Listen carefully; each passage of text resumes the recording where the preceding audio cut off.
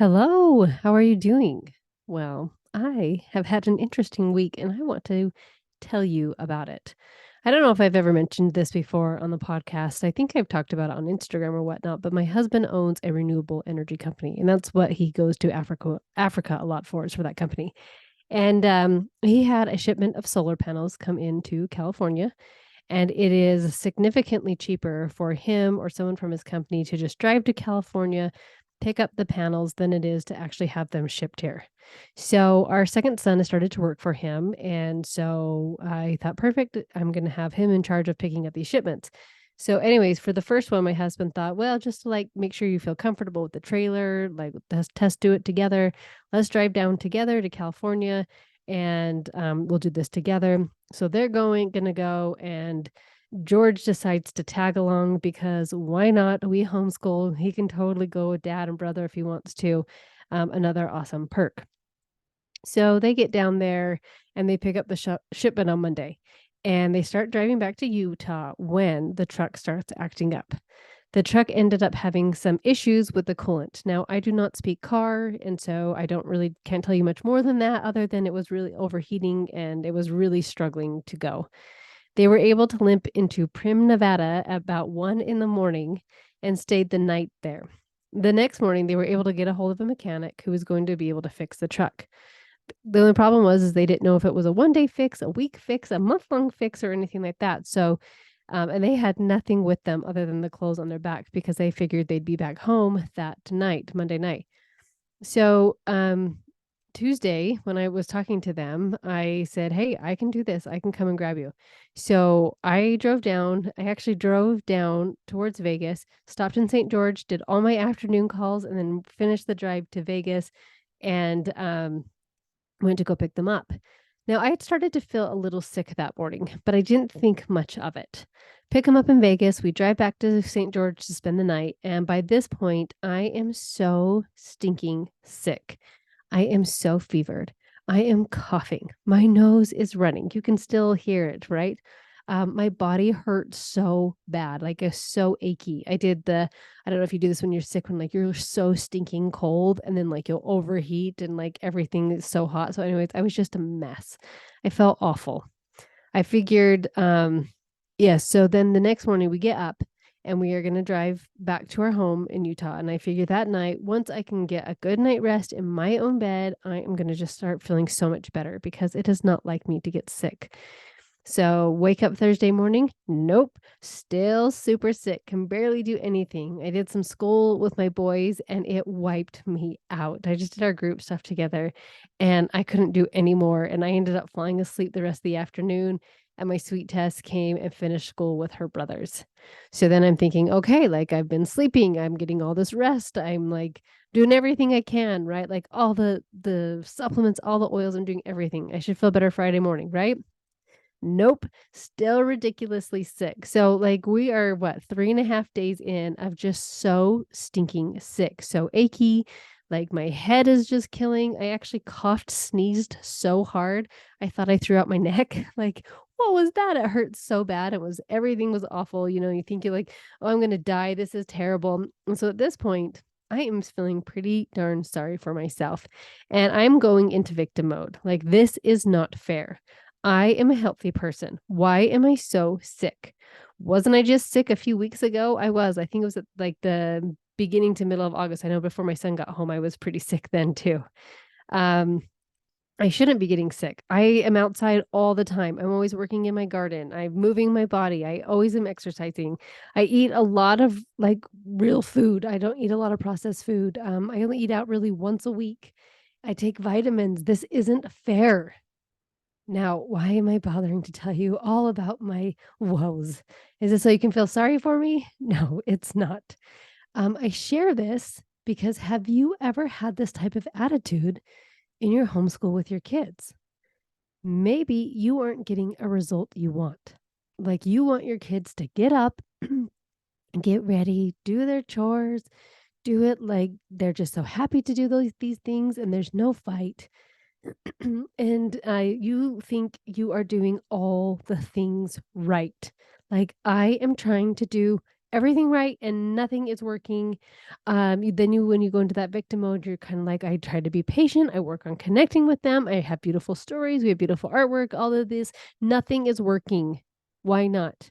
And when we go down that rabbit hole of, I have tried everything and nothing is working, then we shut off the possibility of solutions and we shut off that part of our brain that starts to be able to look at a full picture to actually see what is going on.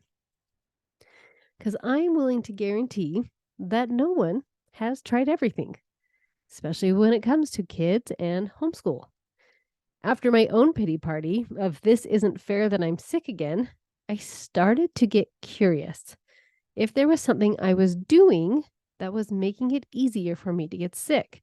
And this was a really interesting place to be because once I opened up this thought, because like when I'd been so sick, I just sat there and felt sorry for myself. Like, this is so not fair. There's so many things I want to be doing. I had so many awesome plans for my week and so many things, and I was doing none of them because I felt so awful.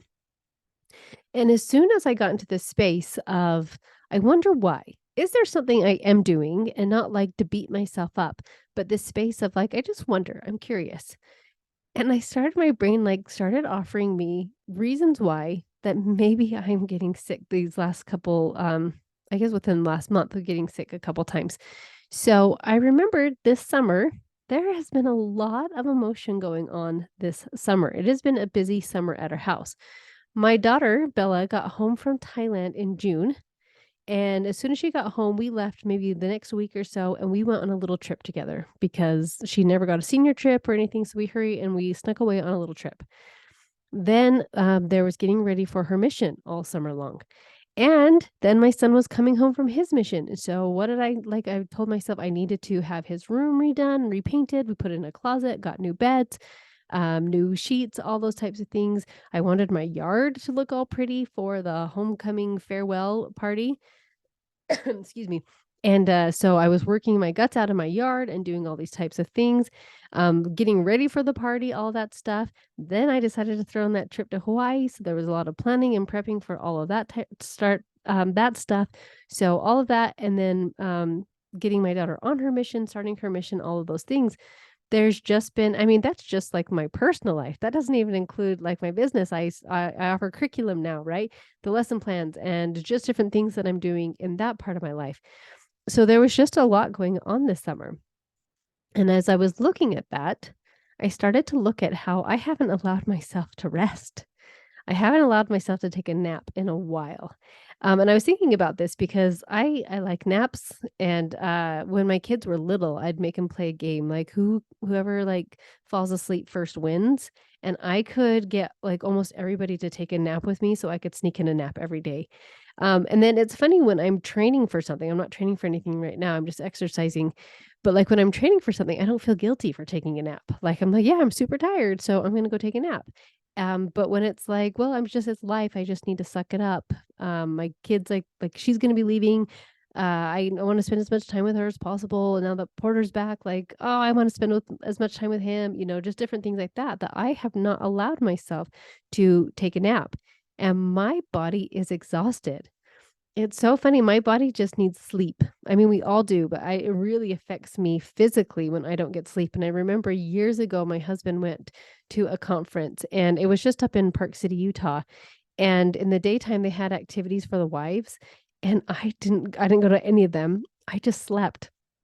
I just stayed in my hotel room and I just slept, like just to catch up on so much sleep. So this summer of just go, go, go, go, go, excuse me, of just going, like my body's like, I got to do something. You're not going to rest. And so all of a sudden, when I look at it like that way, like no wonder I'm getting sick. My body needs rest and it's going to get it however I want. If I'm not going to give it to it, it's going to make me sick. So I will finally go and rest. So then it was no wonder the other results I was getting.